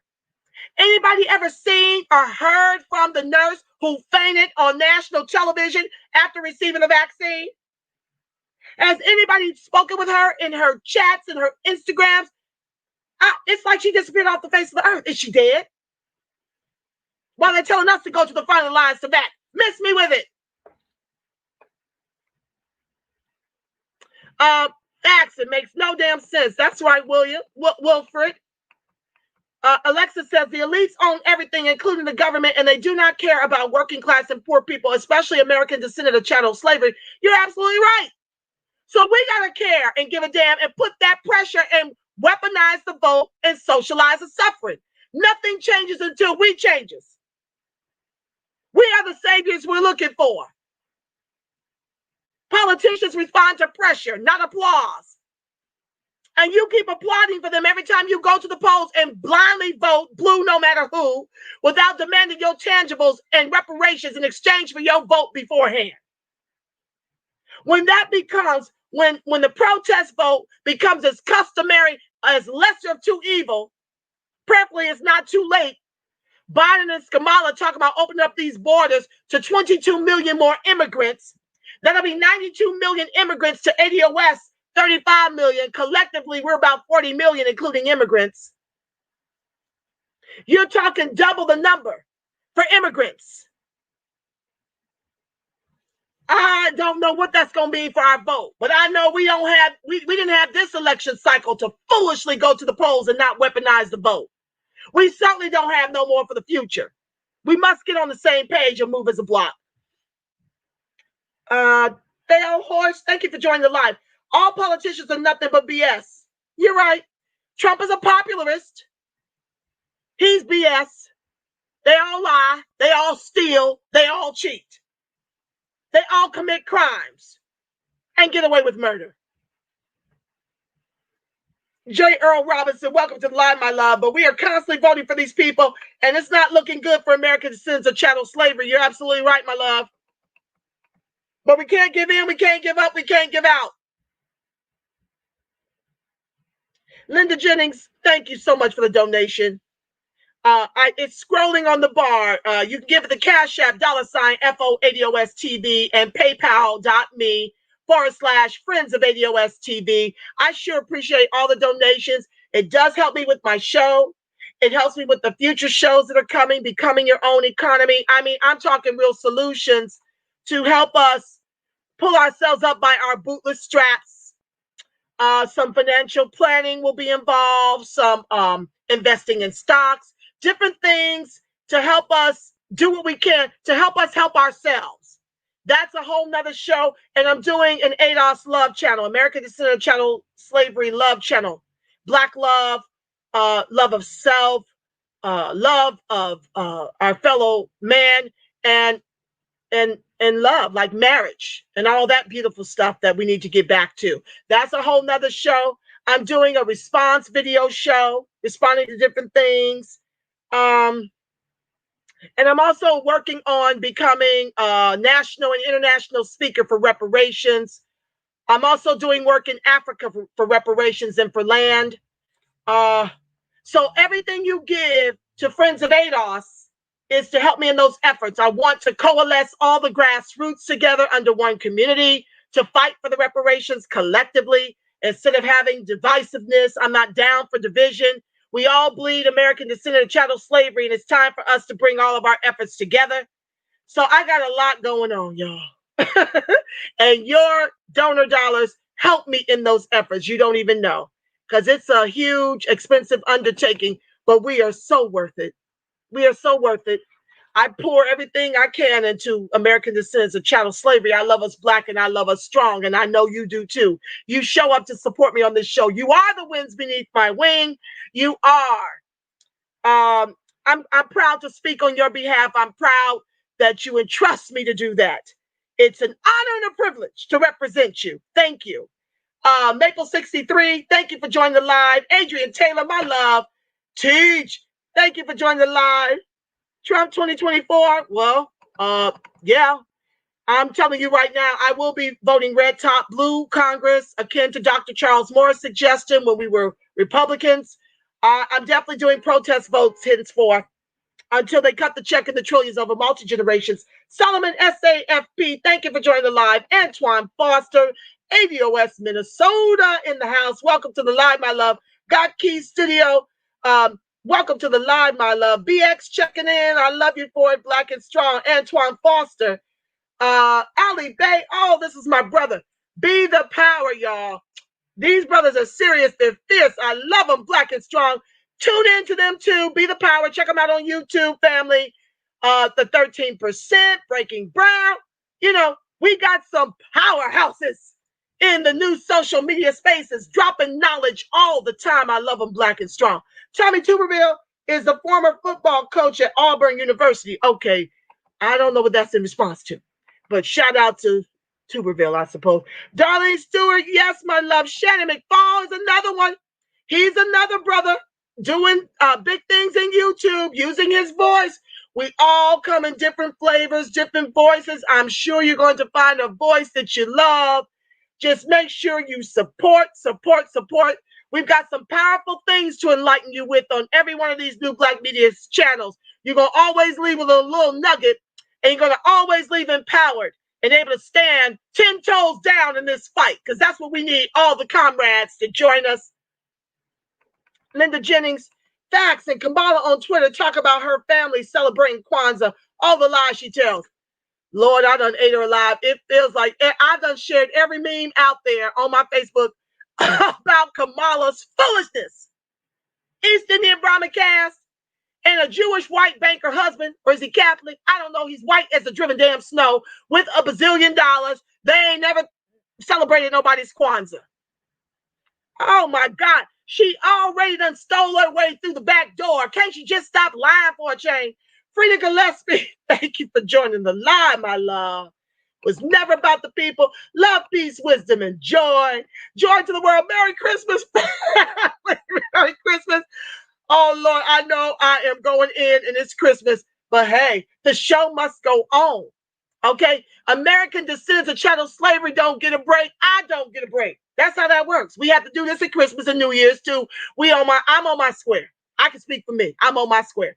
Love, peace, wisdom, joy. President Trump was one asking for 2,000 for the people. That's why I'm like, well, listen, it's been going back and forth. Trump is not without his drama and him being mad because the Electoral College done confirmed Biden. He trying to work with his Congress to undo it. Let me tell you something. Only 27 Republicans are in support of Biden. Like 400-something Republican representatives are not in support of Biden. Interesting. Okay, look it up. I don't have time to pull that up. I got to get to my reading. Woo, dude, Jesus. There goes 90 minutes, family. Oh, well, get your libations. I'm going in. I'm about to read. The 600 has been spent 1,000 times over before we ever see it. That's the problem with the government. Always Johnny come lately. Okay. What is the lesser of two evils? Evil. Evil. Nisi Lord. Welcome to the live, my love. Evil is evil. How about no evil? How about gridlock the country until they do right by the American descendant of chattel slavery? It was not the Dems and Republicans. Oh, I don't know what that means. Antonia Edwards, what's up? Solidarity in the building. Good evening, sister. Speak that truth. Let it go, sis. Never. I can never let it go until they what? All together now, cut the check in the trillions over multi-generations. Then I'll let it go. Oh, let it out. Thank you, Frida. I'm letting it out. I don't like, Wilfred said, I don't like calm. Anger is motivation. Anger gets shit done for me. It drives me to put my shows together, put my talking points together. It drives me on every Zoom call. It drives me over in Africa. It's just driving me. It's fueling me. I want my people to win. We deserve to win. We built it all. Our ancestors did this for us. Now, imagine what I expend as compared to what they expend. Somebody had the nerve to go toe-to-toe with me about us having it as bad as the ancestors. Now, I don't remember any of us ever having any of our children's head rocked over because the white missus was pucking with the child and put a hard candy by the toilet that, those little portable toilets, a porta potty, this white missus and they were her property. The white missus put a hard piece of candy near the waste pot where they used to do their business in the pot, and the little girl around 7 had to take the little pot and go and empty it. The girl was so hungry, and that white missus messed with her, put that hard candy near that pot to tempt her, and she gave into the temptation after she was so hungry. She ate that candy, and that missus and her white missus in training took that baby's head and took the rocking chair and rocked over it till they fractured her face, while the little white missus in training beat her with a cowhide. So don't come telling me that your blues compares even remotely to that of the ancestors. How dare you? You will never, ever have it as bad as they did.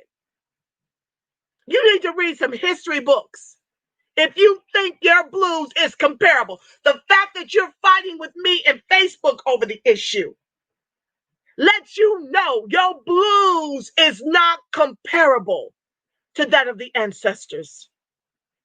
That's blasphemy.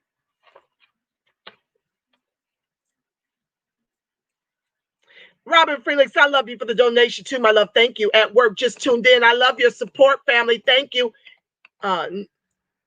Nisi, I'm going to put that as a post. Yes, the rich keep getting richer. Pandemic. Nisi Lord, don't expect nothing when Biden gets in officially. We didn't get one stimulus payment during the 08 recession under Barry, so hold on to your britches. Nisi Lord, you ain't ever lied. They're just please. Lafayette Ward, thank you for joining the live. That's what I do, not overstand a foreign government's receipt for being foreign, but domestic is shafted. Absolutely. Our money. Nobody asked me permission. Beat GodX, thank you for joining the live. Biden getting in. Biden is not getting in. From your mouth to God's ears. Probably will. $48 million from the corporatist to his campaign as compared to 18 million Trump. They've already bought and paid for the racists they want to lead the country now. Okay. YVOC Info, thank you for joining the live. Angela, do you think Congress will pass the 2K? Baby, I don't know. All I can do is pray. Y'all talking right now. Oh, Lord, I done got everybody talking. I keep freezing up. Oh, Lord, I saw a little freeze. Y'all, the show must go on. I got to keep moving out the station. Let's see here. Nikki Clanton, welcome to the live. Greetings, Angela. Did you get the chemistry resource I sent you? I hope it helps. You gave me a chemistry resource. Oh, Lord. Did you send it where did you send it? Friends of ADOS TV at Gmail? Please let me know. I need to go look that up. Gibson and Eugene, thank you. Spiritual Man 30. Kiki Marie. I'm just going to say, I'm going to give y'all some love. I got to get to this reading. I got 20 minutes. Lord, I'm trying to get out of chapter 2. Oh, I love y'all so much. Mike Michelson, I love you. The spirit of Michi is up in this Mitch. Yes, it is today. Oh, Mike Michelson, they got me hotter than fish grease. Bring your own fish. Okay, family, that's enough of that. Listen, I'll get to the rest when I get a window. But I don't like to keep y'all past 2 hours. I got about 20 minutes to get this reading in, and I'll get to your comments later. Okay, now we read from the black text. You got your libations, your little teas, and your coffees. Get your cozy comforters, the whole 9 yards. We going in. Let me take a sip. Lord, I done came up out my nice little Japanese kimono. I was trying to be pretty for y'all. That lasted all of 5 minutes. I got so hot. Okay, so we on the black text. This is by Shawn Rochester. Pick up this book, family. It is powerful to let you understand the debt we are owed in the trillions over multi-generations. It's a wonderful, beautiful book, and I love it. And I'm just going to read because I end up highlighting the whole entire chapter, so it don't make no sense. So let's read it together. I'll comment in between, okay? Put your chats and your comments and your questions in the chat. All right, let's dig in. Now, we're on the black text from Housing Discrimination, 1935 to 1965. Okay, family. So basically, it says between 34 and 62, the federal government provided over $120 billion and federal homeowner subsidies to American households. This was an enormous investment, equivalent to $1 trillion today, which had a direct hand in creating the American middle class and fostering the growth of suburban neighborhoods.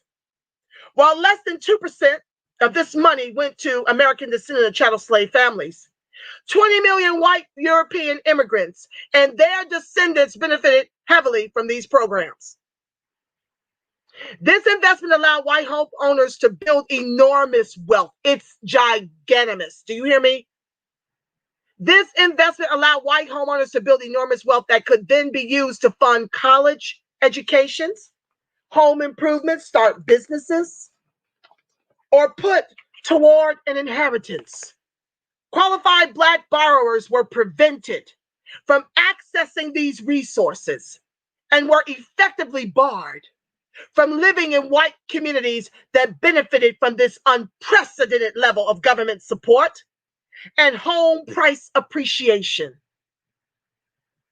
We lost 43% of our wealth, our homes, when Obama chose to bail out the banks without regulations, without audits, and created 1 million white millionaires on his watch. And now these Mickey Fickies want to give another white wealth transfer in erasing student loan debt.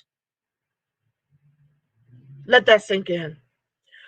The irony is that tax dollars from Black households were used to subsidize this discrimination against them.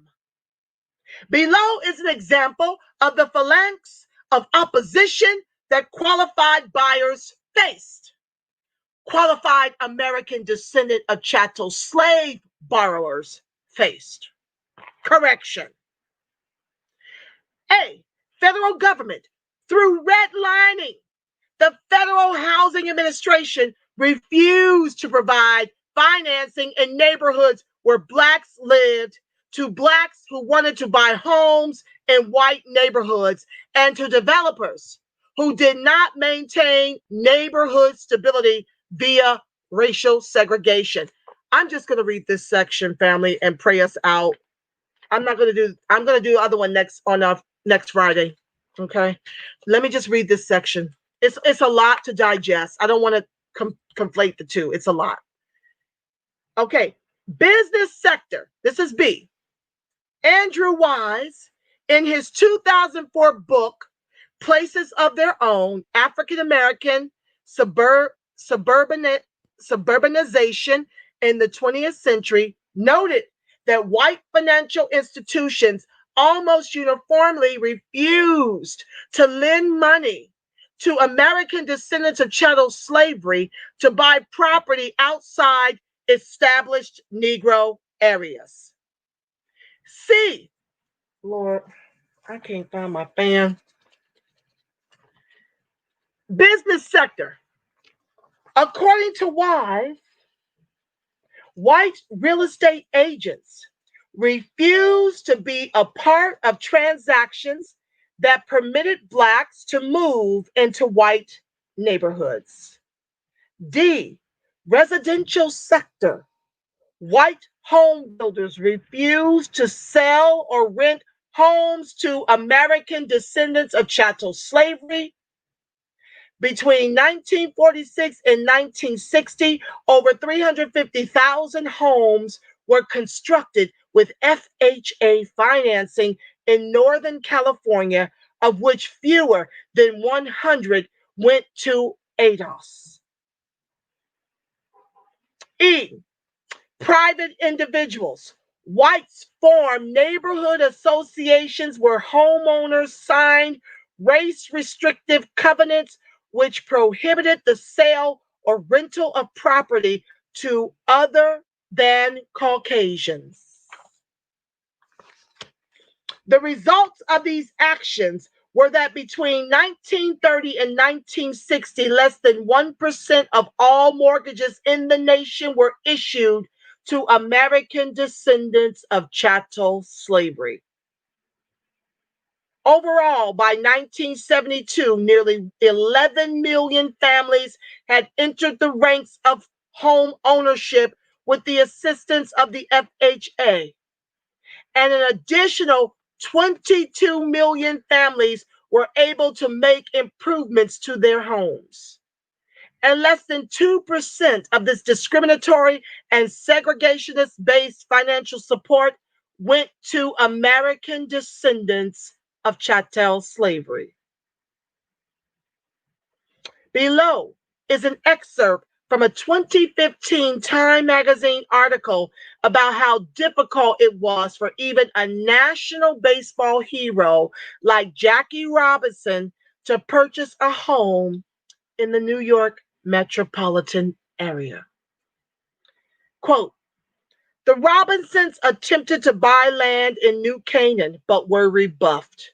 Rachel called about one house in Greenwich, and after giving her name, the owners refused to show it. The couple settled for a property just across the state line in New York. Jackie recalled that in autumn 1953, we finally found a piece of land in New York's Westchester County that was just what we wanted. The Robinsons offered the asking price, waited for weeks, and were told that the price would be raised by $5,000. This was standard practice in housing discrimination, a surefire way for whites in exclusive towns to claim that they had nothing against American descendants of chattel slavery. It was just that ADOS could not meet the asking price. This was purely the market at work.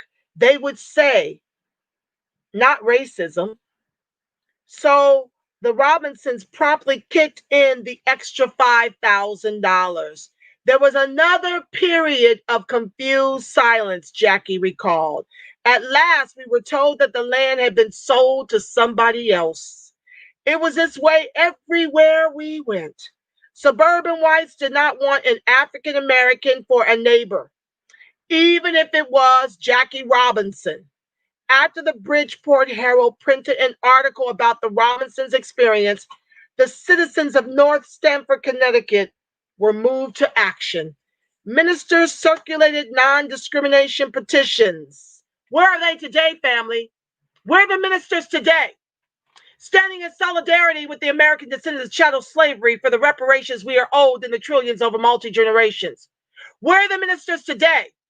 Standing up for ADOS when it comes to gentrification, miseducation, overpopulation of nonviolent offenders in private prisons, and new slavery. Where are they on lack of home ownership, lack of business ownership? Where are the ministers in the churches on that today? Have they all been bought and paid for? The Robinsons finally bought a home on Cascade Road. Jackie Robinson was a baseball superstar, a veteran, a military officer, and an American hero, and white homeowners refused to allow him and his wife to purchase several homes which they could afford. It took a concerted effort for the Robinsons to be able to buy their home in North Stamford.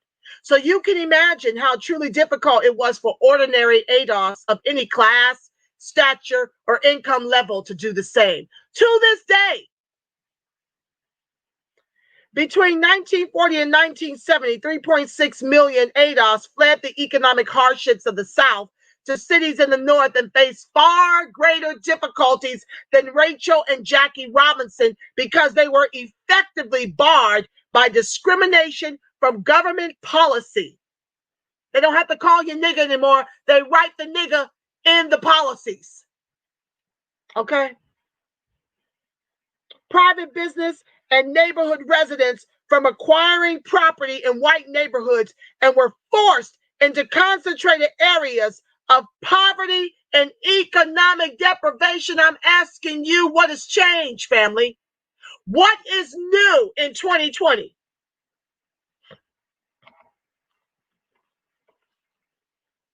Because less than 1% of all mortgages across the nation went to ADOS. Many ADOS home buyers often had no choice but to enter into predatory lending contracts called contract sales. In a contract sale, appraisals were not needed to finance the transactions. So the property was often given extreme markups in price, sometimes up to twice the market value. Because it was a private contract, usury laws and interest ceilings did not apply, so sellers charged extremely high interest rates. To make matters worse, the terms on the contract sale allowed the seller to keep the deed, which prevented the buyer from earning any ownership interest in the home while he was making payments. If a buyer missed a single payment, one payment, he would forfeit the entire down payment. All monthly payments made up to that point and lose the property. This practice was so extensive that one leading advocate from the 1950s estimated that 85% of the properties purchased by ADOS in Chicago were sold via contract sales. 85% Chicago contract sales. Instead of participating in government programs that created trillions of dollars in wealth for the fellow white citizens, Blacks were confined to high poverty neighborhoods, excluded from buying property in high appreciating white neighborhoods, and charged extremely inflated prices and predatory interest rates while trying to pursue the American dream and have any modicum of wealth to leave their children. What's new in 2020? Now ADOS is living in their cars, and their children are falling behind educationally due to the pandemic.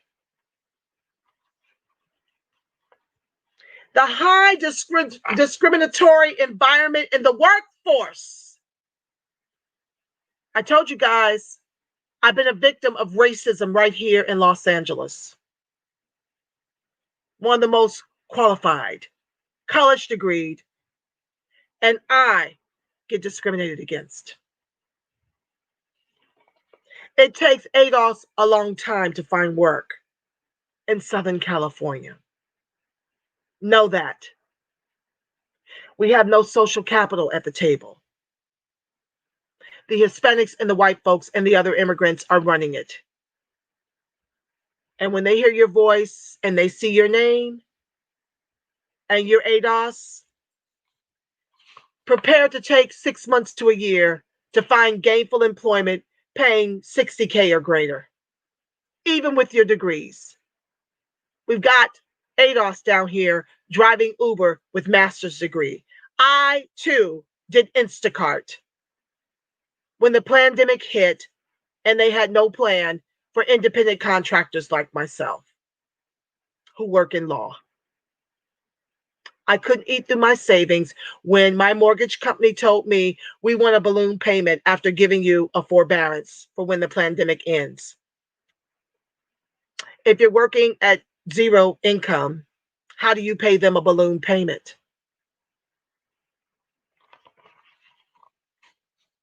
The highly discriminatory environment in the workforce. This is a crying shame. I'm sorry, I just had a thought. We are American descendants of chattel slavery, and this is our lot in the country our ancestors built with their lives. We need all hands on deck. We are at George Floyd 846, and I'm reading Nothing's New Under the Sun. The highly discriminatory environment in the workforce and the virtual exclusion of Blacks from the equivalent of trillions of dollars of government subsidies had an extremely negative impact on the ability of Black Americans to accumulate wealth. By 1950, white Americans had accumulated 150 times more capital than Black Americans, which made it easier for them to buy homes, start businesses, and fund college educations for their children. White Americans born between 43 and 51 would also go on to accumulate an average wealth of $1.2 million by 2013, which is 11 times more wealth than Black Americans born in the same period. These government benefits went to the parents of the white baby boomer generation, who were then able to leave trillions of dollars of inheritance to the baby boomer generation, who will now leave over $30 trillion of inheritance to their children over the next several decades. $4.2 trillion of which would have been an inheritance from Black baby boomer families to their children, if not for overwhelming and near universal presence of anti-Black discrimination. So, to summarize, the Black tax for this particular segment, Blacks receive almost none of the $1 trillion government subsidies. $4.2 trillion of our inheritance is missing from the children of Black baby boomers. $4.8 trillion of missing ADOS primary home equity, on top of all the other trillions we've discussed up through into page 76. Just go through the archives. You can hear the rest of all those dollars just cha-chinging and cha-chinging. We are owed about $151 million on the low end per ADOS. And it's time for everybody to get into this fight so that we can collectively put the pressure we need to on the government. We need to weaponize our vote, socialize our suffering. It is what it is, family. We are at George Floyd 846. With that said, family, let me pray you out. I'll see you next Friday for the Black tax from 1965 to the present. We'll do that section. That'll probably be all we get through. It doesn't matter to me. I don't mind going slow if you don't mind going slow. We've got one more section, part 3. But listen, I don't want to keep you over 2 hours. I don't want to give you ear fatigue. I thank you for those who just joined. Morina Keji, Aziz, thank you for joining the live. Listen, I love allies. Don't matter what color you come in. If you're an ally, I can rock with you. But if you've come to like tell me what we're not owed and what we're not due and to try to COINTELPRO me, I don't care who you are. I have nothing for you. With that said, family, I'll see you next Friday, 5 o'clock Pacific Standard Time. That's the time frame I'm working with on Fridays and Sundays twice a week until I can add more shows. I want to thank you so much for being the wind beneath my wings, for your support, for your financial support. Thank you so much this evening. Robin Felix, Linda Jennings, for the generous support of the show tonight. I greatly appreciate you and all of you who have contributed to the show. Aggregated dollars work over here. There's no gift too small or large to help me in my efforts to advocate on my square for American descendants of chattel slavery, of which it's my plump, pleasing pleasure to do every day. It gives me purpose to fight for the best and the brightest people I have ever known in my entire existence. It is a privilege to be your voice. With that said, family, the light of God surrounds us, the love of God enfolds us, the power of God protects us, and the presence of God watches over us. Wherever ADOS and its allies are, God truly is family, because why? You are the face of God. Yes, you are. You are the voice of God. You are the body temple of the Spirit of the living God. Never forget it. Never forget it. That's who you are. I see the Christ in each and every one of you. I see the Buddha, Allah, whoever you want to call him. That God in you, I see it and I connect with it and I love you for it. Black and strong. Until Friday, family, you go out in these streets, you show the world who you truly are. And you make it a beautiful, God-inspired rest of your week until Friday, family. I love you, Black. Once again, I love you strong. Ciao for now, family. Peace.